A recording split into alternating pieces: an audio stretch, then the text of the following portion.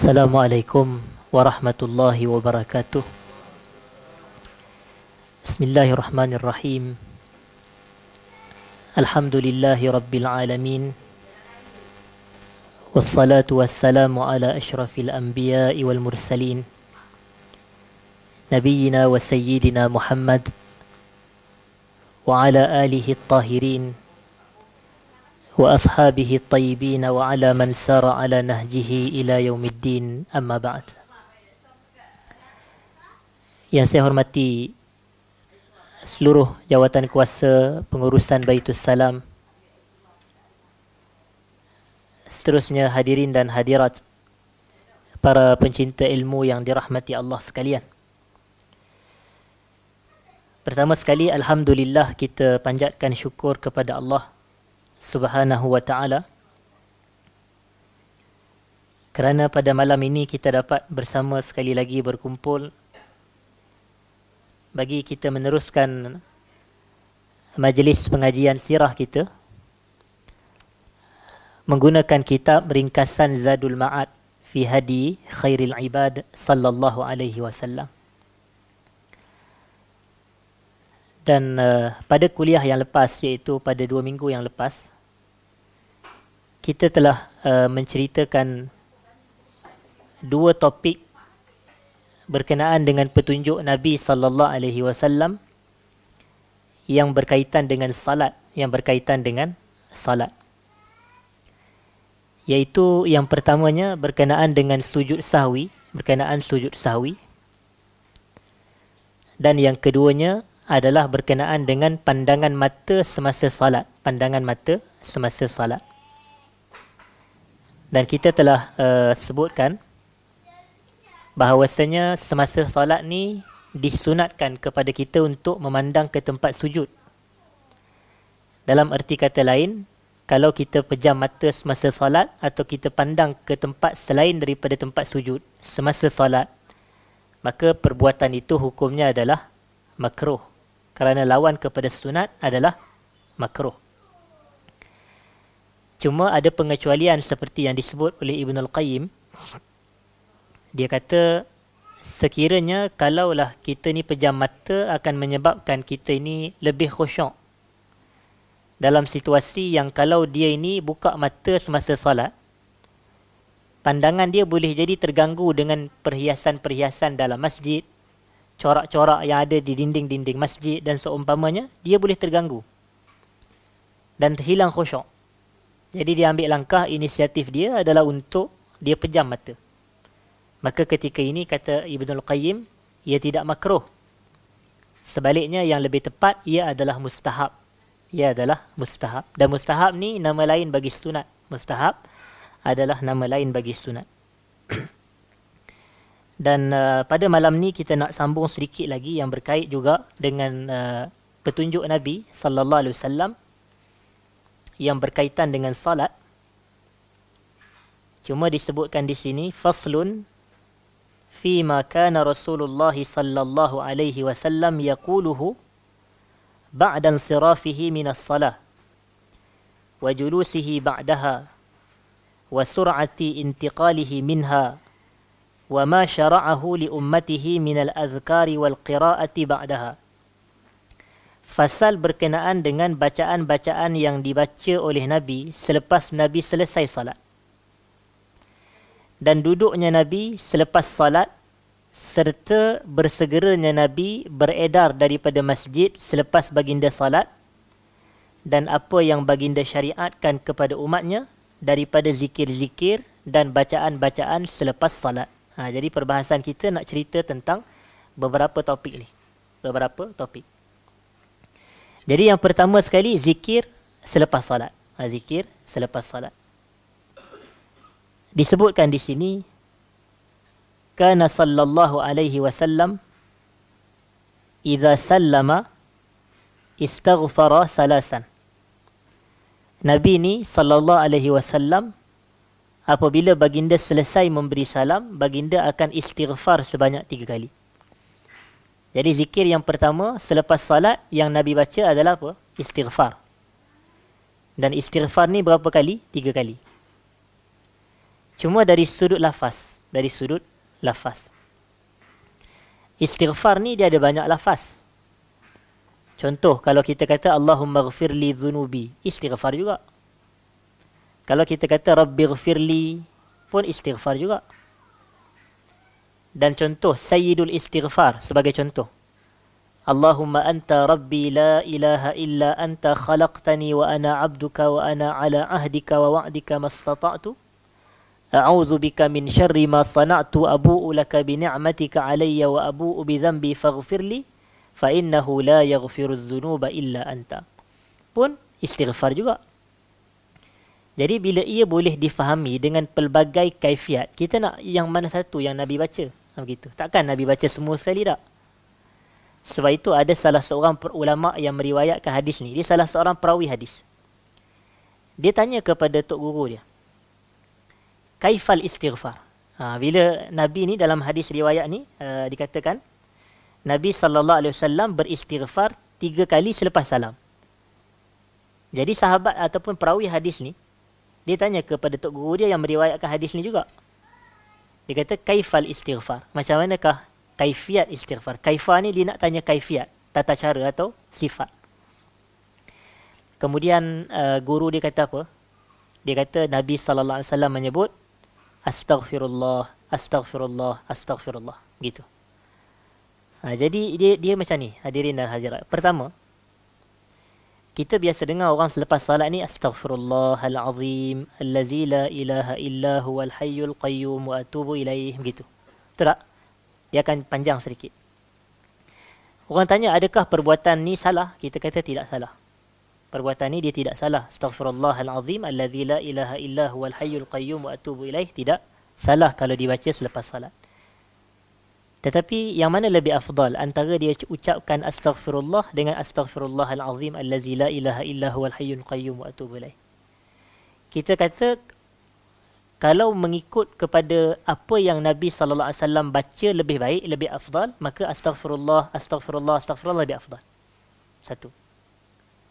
Dan begitu juga kadang kita tengok ada sebahagian kita ni, lepas salat dia tak baca astaghfirullah.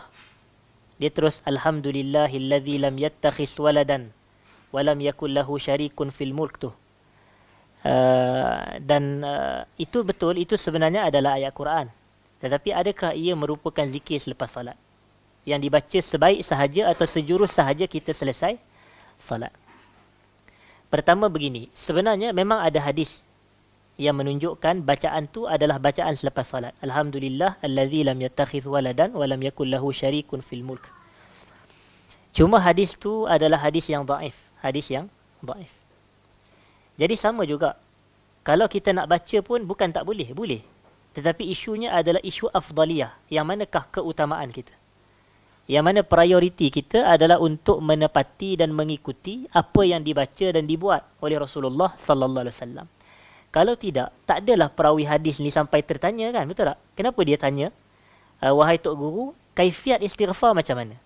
Patutnya bila dah ada riwayat yang bagi tahu kepada kita, Nabi ni selepas Nabi bagi salam, Nabi istighfar 3 kali. Apa je istighfar pun terpulang. Tapi disebabkan budaya para ulama ni, lebih-lebih lagi ulama-ulama hadis, mereka ni nak contohi dan nak teladani sebiji-sebiji apa yang dibuat oleh Nabi sallallahu alaihi wasallam, maka dia tanya tentang kaifiat. Maka dijawab oleh guru dia astaghfirullah, astaghfirullah, astaghfirullah, gitu. Jadi kalau kita dapat baca yang itu pun, itulah yang terbaik.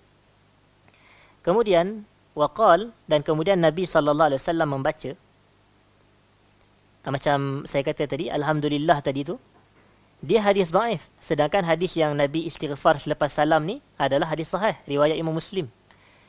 Jadi sentiasalah hadis yang sahih didahulukan berbanding hadis yang dhaif. Kemudian, selepas Nabi sallallahu alaihi wasallam beristighfar, baginda membaca Allahumma antas salam wa minkas salam tabarakta ya zal jalali wal ikram. Yang ni lafaz dia, walaupun mungkin berbeza dengan apa yang kita biasa dengar. Yang kita biasa dengar apa? Allahumma antas salam wa minkas salam wa ilaika ya'udus salam fahayyina rabbana bis salam wa adkhilna al jannata daras salam. Kemudian tabarakta rabbana wa ta'alaita ya zal jalali wal ikram. Itu yang kita biasa baca atau kita biasa dengar.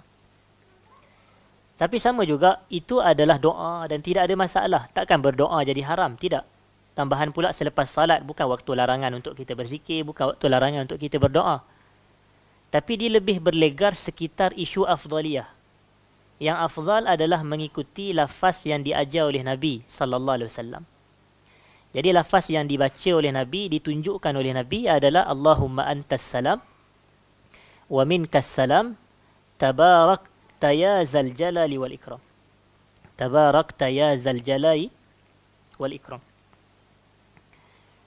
Terjemahannya adalah, Ya Allah, Engkau adalah As-Salam. Dan As-Salam ni adalah salah satu daripada nama-nama Allah. Allah mempunyai nama-nama yang baik. Antara nama Allah adalah As-Salam. Sebab itu orang bahas, apakah hukum kita bagi salam kepada Allah? Kadang orang kita ni dia suka buat benda pelik. Assalamualaikum ya Allah, apa khabar? Macam tu. Ada, memang ada. Kadang orang kita ni kan dia suka buat warak, dia suka buat. Dia lain daripada yang lain. Dalam bab agama ni dia suka kalau kita buat benda yang agak lain tu, dia kata itulah yang lebih baik. Padahal yang kita buat yang lebih baik adalah apabila perbuatan kita tu bukan pelik daripada orang lain, tapi ikut apa yang Nabi ajar. Itulah yang paling baik. Jadi ulama bahas apa hukum bagi salam kepada Allah.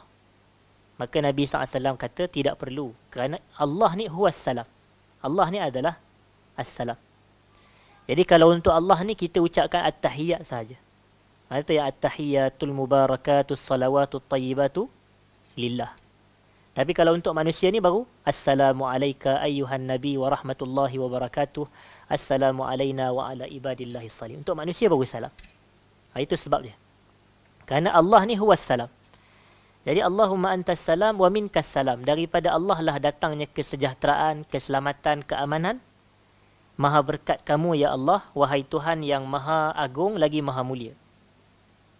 Jadi kalau ikut flow dia, selepas kita selesai salat, iaitu selepas kita selesai memberi salam, Astaghfirullah, Astaghfirullah, Astaghfirullah. Allahumma antas salam, wa minkas salam, tabarakta ya zal jalali wal ikram. Kemudian, disebutkan oleh penulis kitab kita ini, hadirin dan hadirat yang saya muliakan, walam yamkusu mustaqbil al-qiblati illa miqdara ma yakulu zalik. Dan Nabi ni tidak kekal menghadap ke arah kiblat tempoh masanya melainkan kadar Nabi membaca bacaan tersebut.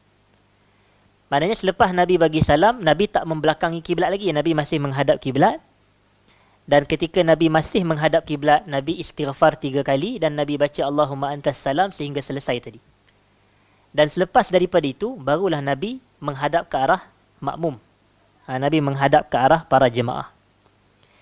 Bahkan selepas Nabi ucapkan Tabarakta ya zal jalali wal ikram, bal yusri'ul intiqala ilal ma'mumin. Nabi bersegera berpaling ke arah makmum. Sebahagian ulama mencari hikmah. Iaitu hikmah kenapa Nabi berpaling ni sebab Nabi nak tengok ada tak makmum yang masbuk.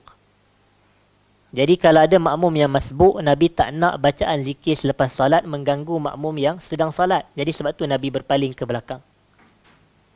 Jadi kalau ulama yang berpegang bahawasanya perbuatan Nabi berpaling ke arah makmum selepas salat ni ada hikmahnya. Kalau hilang hikmah tu, tak apalah kalau kita tak berpaling, betul tak? Maknanya kalaulah selepas kita semayang memang tak ada pun orang yang masbuk, bolehlah kita terus menghadap kiblat. Ini pandangan yang pertama.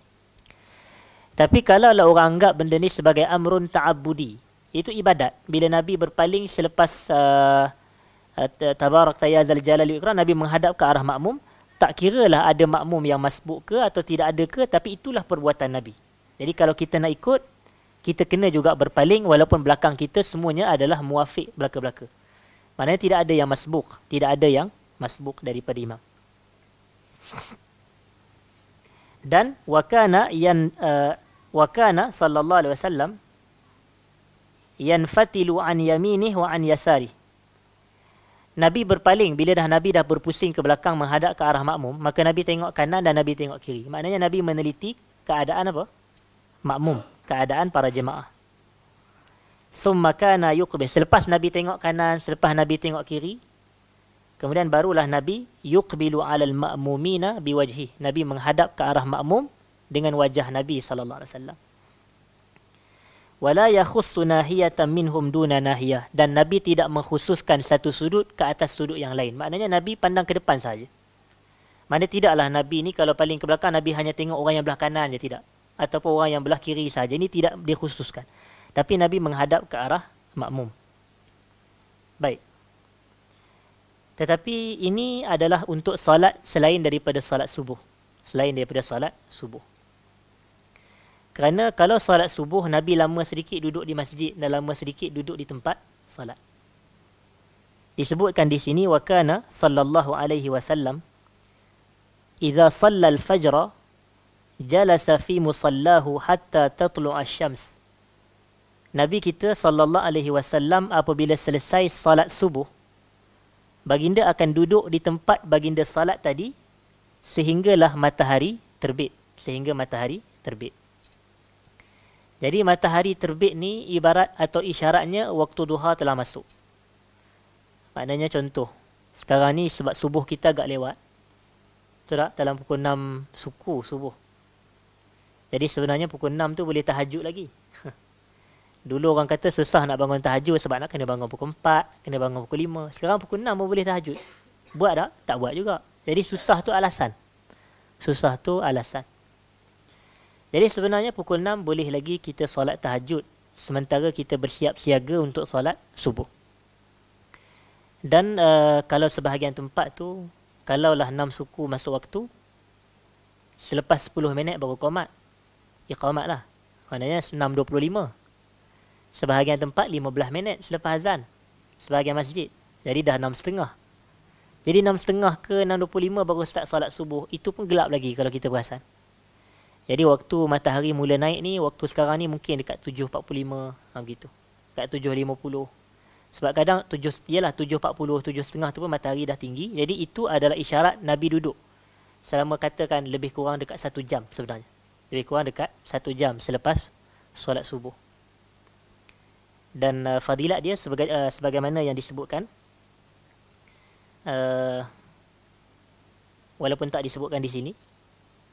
Tapi dalam hadis yang sahih, Nabi kata sesiapa yang salat subuh di masjid, kemudian dia duduk di tempat salatnya sehinggalah matahari terbit, kemudian dia mendirikan salat 2 rakaat, maka dia dapat pahala seperti orang mengerjakan ibadah haji. Seperti orang mengerjakan ibadah haji. Jadi agak besar pahala tu. Jadi kita sambung sedikit lagi. Selesai kepada salat subuh tu, wa kana yaqulu fi duburi kulli salatin maktubah. Rasulullah sallallahu alaihi wasallam membaca pada penghujung salat yang fardu. Bila disebut penghujung di sini, maksud dia adalah selepas salat. Walaupun macam saya pernah sebut sebelum ni, dubur salat tu ulama khilaf, betul tak? Ada yang kata dubur salat ni adalah sebelum salam. Dan pandangan yang kedua selepas salam. Jadi untuk hadis ini yang lebih nampak sesuai adalah selepas salat. Iaitu selepas salam. Nabi membaca selepas salat fardu. Setiap salat fardu Nabi baca apa? La ilaha illallah wahdahu la syarikalah lahul mulku wa lahul hamdu wa huwa ala kulli syai'in qadir. Allahumma la mani'a lima a'taita wala mu'tiya lima mana'ta wala yanfa'u zal jaddi minkal jad. Zal jaddi minkal jad. Dan ini adalah hadis sahih riwayat al-Imam al-Bukhari. Jadi maknanya astaghfirullah, astaghfirullah, astaghfirullah. Allahumma antas salam wa minkas salam tabarakta ya zal jalali wal ikram. La ilaha illallah wahdahu la syarikalah lahul mulku wa lahul hamdu wa huwa ala kulli syai'in qadir. Allahumma la mani' lima a'taita wa la mu'tiya lima mana'ta wa la yanfa'u zal jaddi minkal jadd. Jadi terjemahan dia, tidak ada Tuhan selain Allah, Maha Esa dia dan tidak ada sekutu baginya. Milik Allah lah segala kerajaan dan milik Allah lah segala pujian. Dan dia maha berkuasa ke atas setiap sesuatu. Kemudian ada doa. Allahumma la mani' lima a'tait.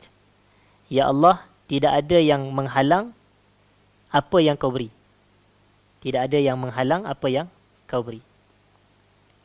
Sebenarnya ucapan tidak ada apa yang dapat menghalang ni, apa yang Allah bagi ni, maksudnya kalaulah semua manusia menahan pintu-pintu rezeki kepada kita ni, tak bagi, tolak, tapi Allah bagi. Maknanya tak ada yang dapat halang.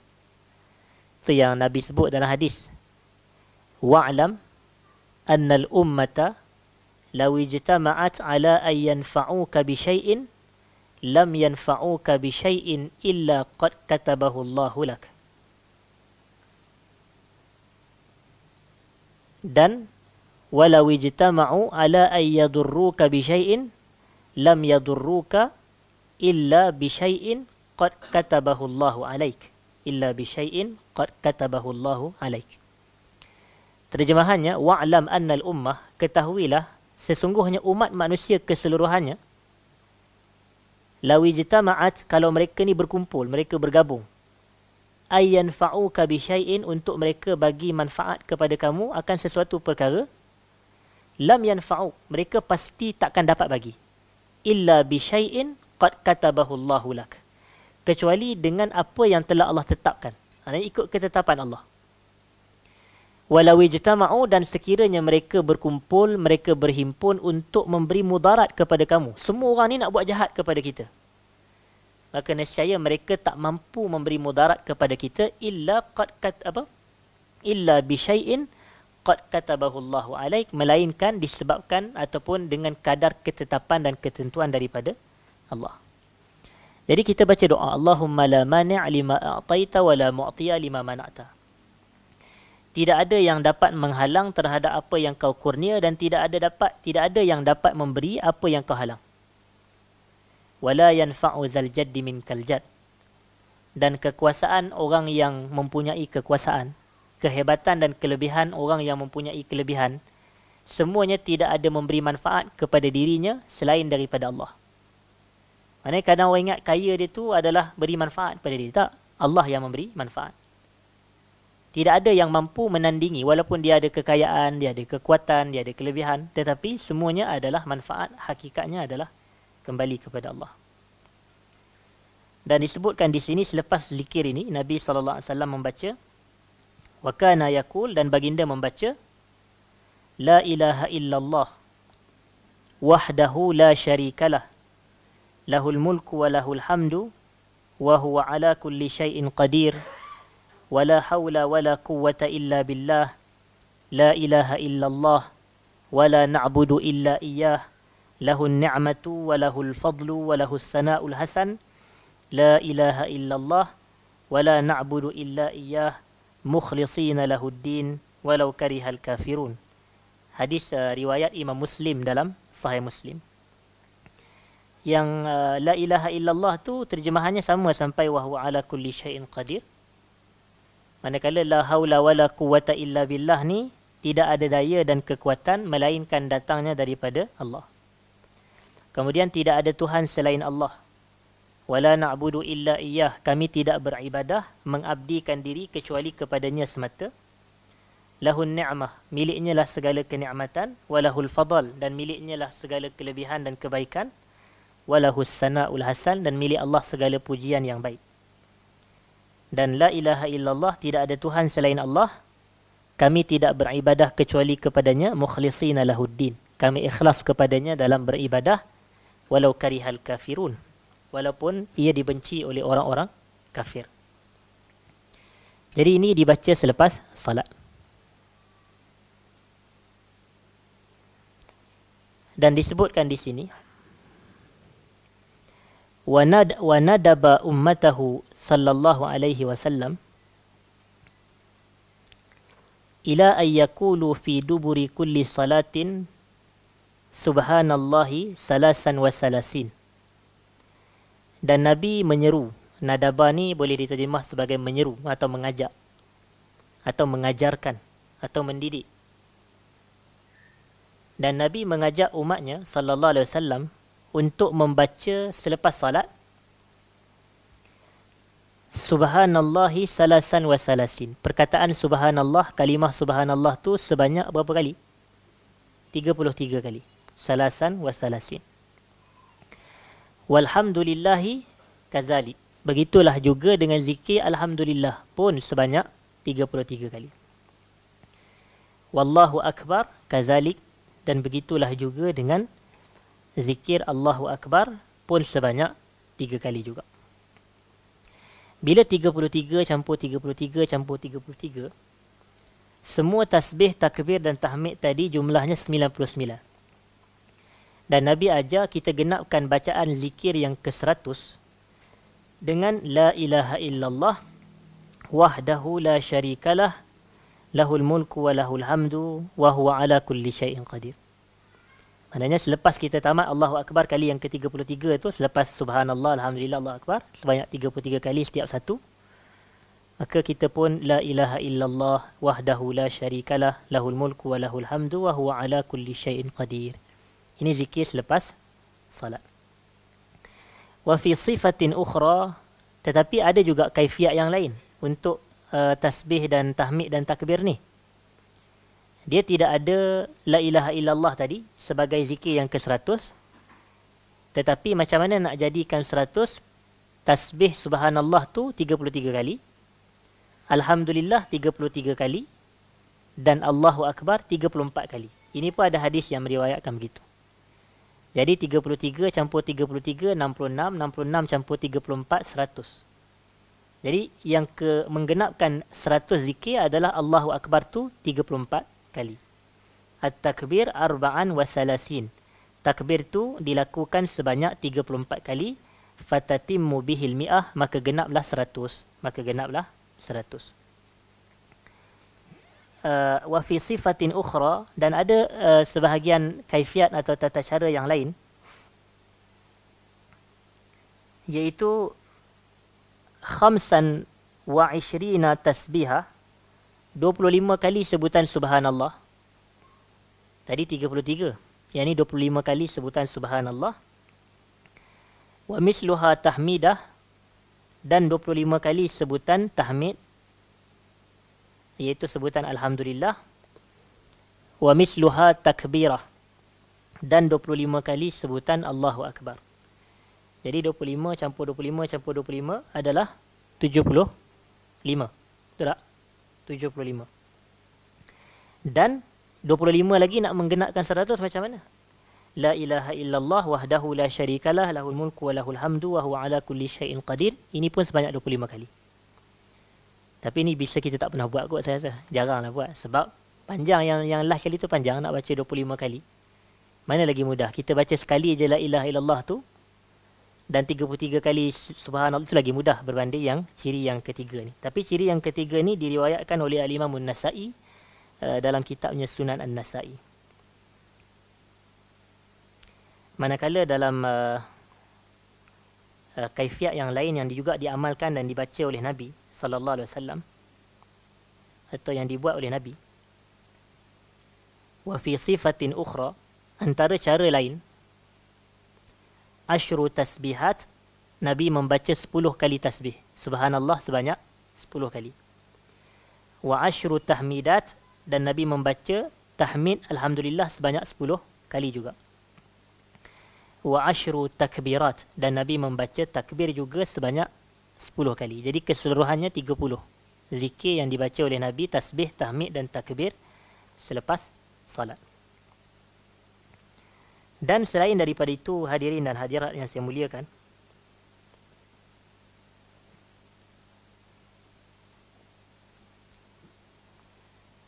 wa fil musnadi was sunan, dalam kitab Al-Musnad dan juga dalam kitab Sunan, daripada Uqbah bin Amir radhiyallahu anhu qala.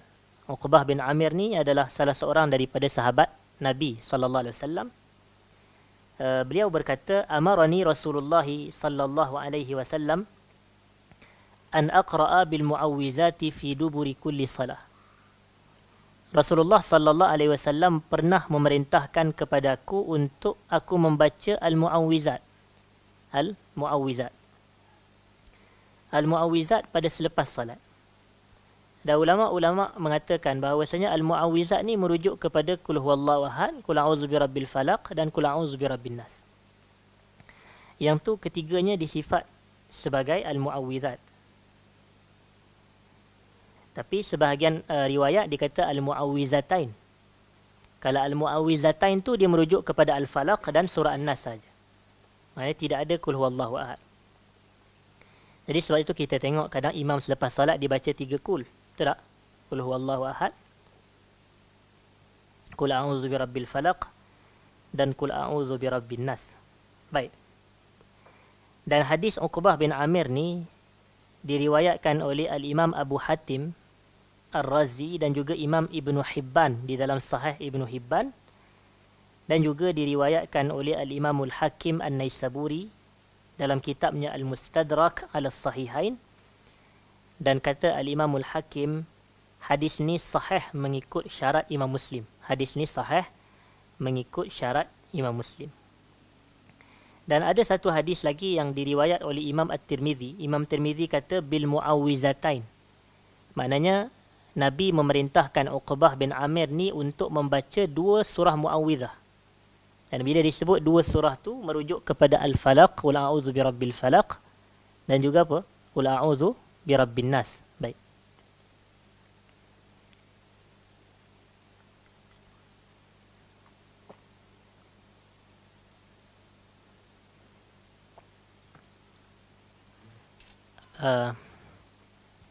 Wa awsa Mu'azan ay yaqula fi duburi kulli salatin Allahumma a'inni ala zikrika wa syukrika wa husni ibadati. Dan Nabi sallallahu alaihi wasallam pernah memesan atau berwasiat kepada Mu'az bin Jabal untuk Mu'az ni membaca pada penghujung salat doa Allahumma a'inni ala zikrika wa syukrika wa husni ibadati. Dan ini adalah wasiat. Ini adalah wasiat. Dan kita ni kalau kita nak bagi wasiat, nak bagi nasihat, nasihat dan wasiat ni dia berhajat kepada hikmah. Dia berhajat kepada hikmah. Sebentar tadi yang menjadi faktor saya lewat. Saya ada program bersama dengan mahasiswa Universiti Malaya. Program Quran Hour. Dan topiknya adalah tadabbur kisah Luqman Al-Hakim dalam surah Luqman tu. Daripada ayat 12 hingga ayat 19. Ada 8 ayat. Dan Luqman ini sifat dia hikmah, dia hakim. Itu sifat dia, itu ciri dia, dia bijaksana. Dan antara ciri bijaksana ni, sebelum kita nak mulakan pesanan atau nasihat, kita guna bahasa-bahasa yang santun, guna bahasa yang sopan. Sebab kalau tuan-tuan tengok, dalam ayat yang ke-13, Luqman kata apa? Wa idh qala Luqmanu libnihi wa huwa ya'idhuhu ya bunai. Dia dalam masyarakat Arab ni, panggil anak ni biasanya ya walad atau ya bunai. Cuma ya walad ni biasanya panggilan, oi budak, macam tu. Panggilan yang kasar. Ya walad, gitu. Tapi panggilan ya bunai ni isyarat kepada panggilan yang lemah lembut. Jadi dia ni nak bagi nasihat kepada anak dia. Dia mulakan dengan apa? Bukan isi kandungannya bagus, tapi nak mula panggil anak tu panggilan pun panggilan bagus. Itulah dianya hikmah. Dan hadis kisah Mu'az ni pun sama.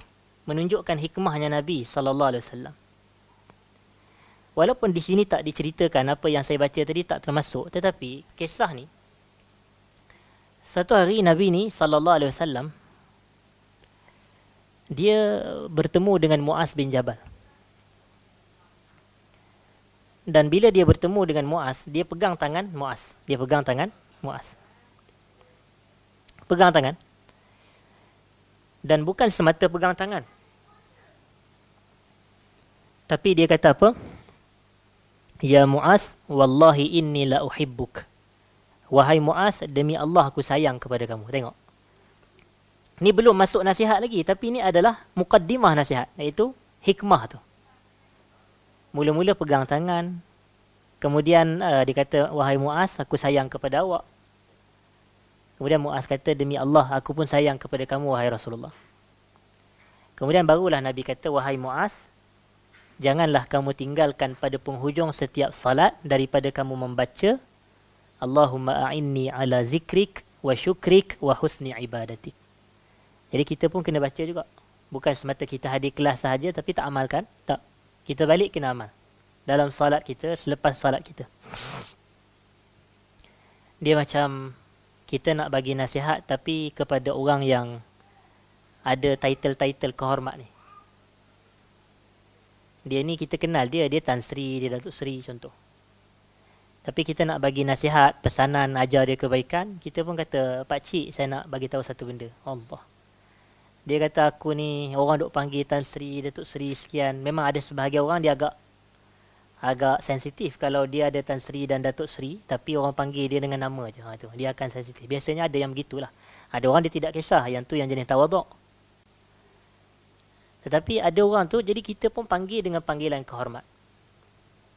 Kalau tidak, tak adalah Nabi ni SAW bila hantar surat kepada Herakl Maharaja Rum tu. Kan Nabi kata, min Muhammadin abdillahi wa rasulih ila Herakl azimir Rum. Azimir Rum tu adalah ucapan kehormat tu. Dia macam istilah duli yang maha mulia tuanku, begitu. Maknanya tidaklah panggil nama aja. Tapi Herakl azimir Rum, maknanya pembesar atau Maharaja Rum. Kemudian barulah Nabi start dakwah. Jadi macam itulah hikmah. Jadi sama dengan kisah ni, maknanya Nabi nak ajar Mu'az ni zikir selepas salat. Iaitu, Ya Allah, bantu aku untuk berzikir kepada kamu. Bantu aku untuk syukur kepada kamu. Dan bantu aku untuk elok dalam beribadah kepada kamu. Dan inilah sebenarnya teras ayat yang kelima daripada surah Al-Fatihah yang kita baca saban hari tu. Bila kita sebut Iyyaka na'budu wa iyyaka nasta'in, hanya kepadamu kami beribadah dan kepadamu kami minta pertolongan. Ulama-ulama tafsir mengisyaratkan bahawasanya kita ini bukan semata dituntut beribadat. Tapi dalam masa yang sama kita juga dituntut untuk minta pertolongan Allah dalam pelaksanaan ibadat. Sebab kita nak buat ibadat ni berat, susah. Nak semayang kan berat kadang. Kita tengah seronok-seronok tengok TV ke, tengah masak ke, tengah makan ke, tengah lipat baju ke apa. Tiba nak kena semayang pula. Allah. Contohlah. Tengah shopping ke, nak masuk waktu. Jadi dia berat. Macam tu juga puasa Ramadan. Sebelum ni Hanala punya makan, dalam sehari 3 kali. Sarapan pagi sekali. Tengah hari nasi. Petang lagi nasi lagi. Malam lagi. Tiba-tiba nak kena puasa pula. Tak boleh sarapan. Nasi lemak, bihun, tak boleh. Dan kemudian bila dah buka puasa tu pula, makan sikit dah kenyang pula. Jadi rasa macam tak puas rasa. 30 hari nak kena tanggung. Berat tu ibadat puasa ni. Dah kenyang-kenyang apa semua, nak kena sembahyang tarawih pula. Gitu. Jadi walaupun ialah tarawih ni sunat, tapi sebagai mukmin kita kena buat. Tuntutan dia. Sebab tu Nabi mengikat orang yang buat tarawih ni adalah apa hadis tu? Nabi SAW sebut tentang pelaksanaan salat tarawih tu. Okey. Man qama ramadhana imanan wa ihtisaban. Sesiapa yang melakukan qiyam Ramadan, iaitu salat tarawih dengan penuh keimanan. Tengok. Maknanya orang yang benar-benar buat tarawih ni adalah orang yang betul-betul beriman. Wa ihtisaban, dan dia mengharapkan ganjaran dan keampunan Allah.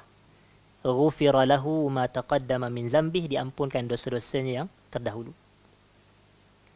Jadi maknanya berat, ibadat ni berat. Nak datang ke masjid, nak pergi solat jemaah 5 waktu.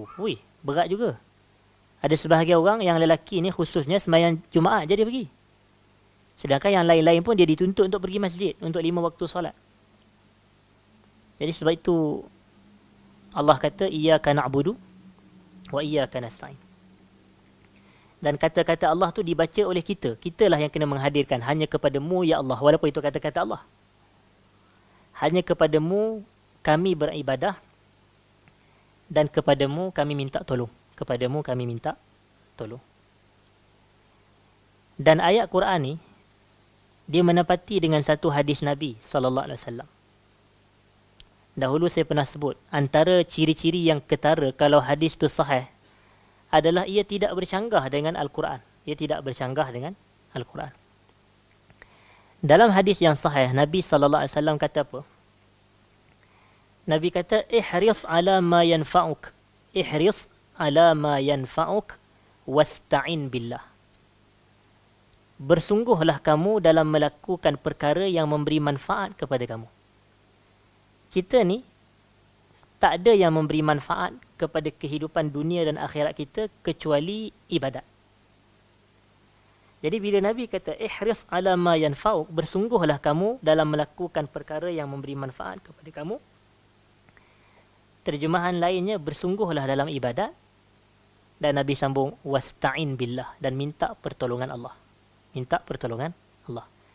Iyyaka na'budu wa iyyaka nasta'in. Ihris ala ma yanfa'uk wasta'in billah. Dan Nabi ajar kepada Muaz, Allahumma a'inni ala zikrik wa syukrik wa husni ibadati. Zikir itu ibadah. Syukur kepada Allah adalah ibadah. Dan ibadah dengan terbaik, husnu ibadatik tu, elok dalam beribadah pun adalah ibadah. Dan kita minta Allah bantu. Allahumma a'inni.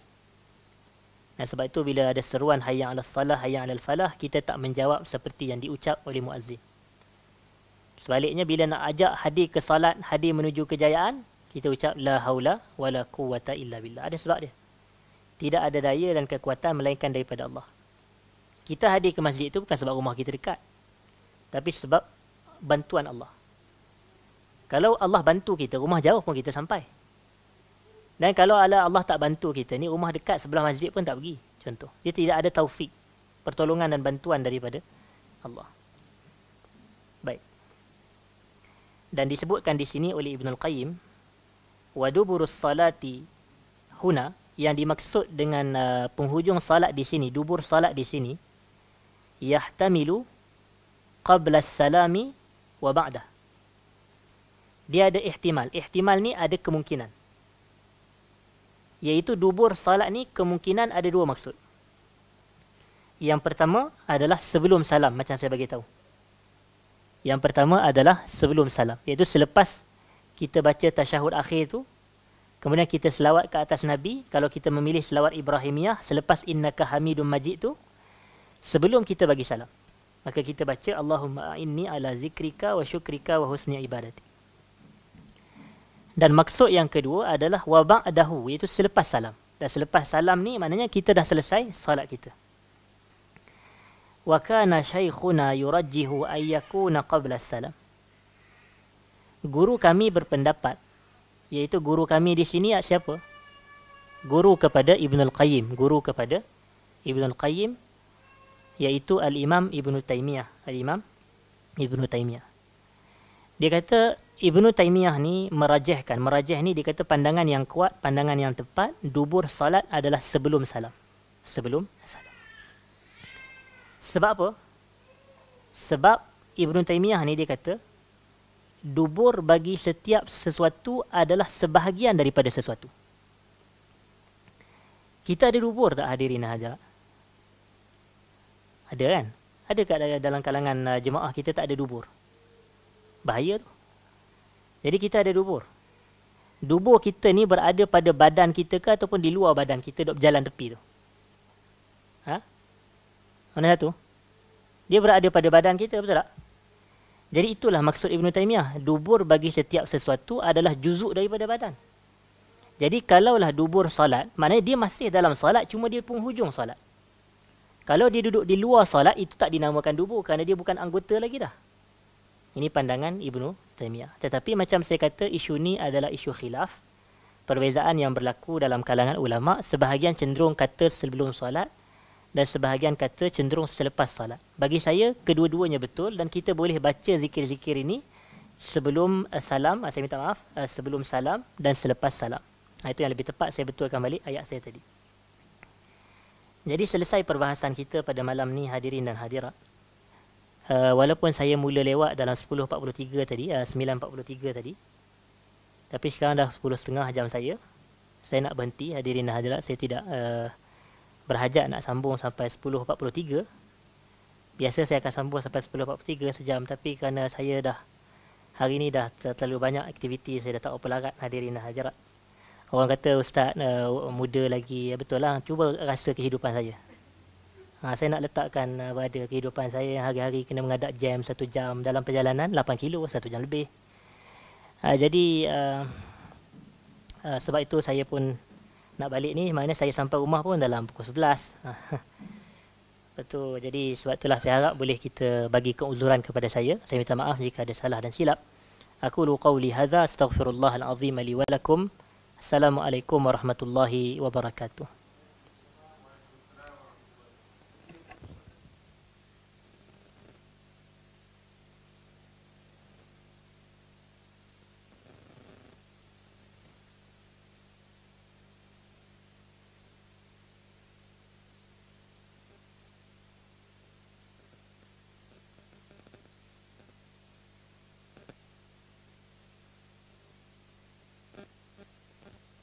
Sebenarnya zikir selepas solat ni waktu dia panjang. Maknanya setiap selepas solat, selama mana belum masuk waktu yang berikutnya, kita boleh baca zikir selepas solat. Sebab itulah kalau contoh orang yang sembahyang zuhur, waktu zuhur masuk katakan 1:30, tapi dia solat zuhur pukul 3. Lepas dia habis solat, boleh tak dia baca zikir lepas solat? Jawapannya boleh. Jadi waktu tu panjang. Jadi sebenarnya kalau katakanlah ada pihak masjid yang buat bacaan surah Al-Mulk secara beramai-ramai contoh, dan dia nak ikut. Jadi boleh sahaja dia dahulukan bacaan surah Al-Mulk, kemudian barulah dia pun membaca zikir. Tetapi yang mana prioriti, keutamaannya adalah zikir dahulu. Sebab apa? Sebab Nabi SAW sampai kepada kita riwayat selepas Nabi solat Isyak, Nabi baca Al-Mulk ramai-ramai? Tak sampai. Jadi afdalnya adalah baca zikir. Memang ada anjuran baca surah Al-Mulk sebelum tidur, tetapi tidaklah semestinya mubasyarah, maknanya sejurus selepas salat, tak semestinya. Boleh jadi dekat rumah sebelum kita tidur, dan tidak disyaratkan berjemaah. Maknanya yang utamanya adalah secara sendiri-sendiri. Tak ada masalah. Saya kat Masjid Meranti tu pun saya tak semayat, tak. Jadi insya-Allah